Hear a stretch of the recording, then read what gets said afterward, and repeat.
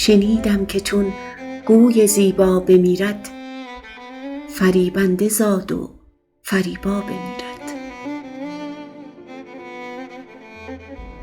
شب مرگ تنها نشیند به موجی، رود گوشه‌ای دور و تنها بمیرد. در آن گوشه چندان غزل خواند آن شب، که خود در میان غزل‌ها بمیرد. گروهی برآنند که این مرغ شیدا، کجا عاشقی کرد آنجا بمیرد.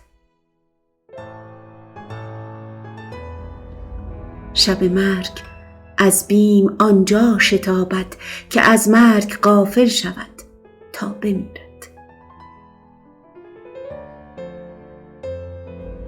من این نکته گیرم که باور نکردم، ندیدم که گویی به صحرا بمیرد.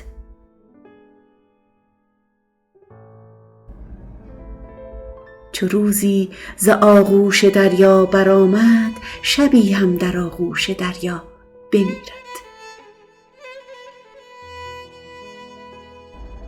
تو دریای من بودی، آغوش باز کن، آغوش باز کن، که می‌خواهد این گوی زیبا بمیرد.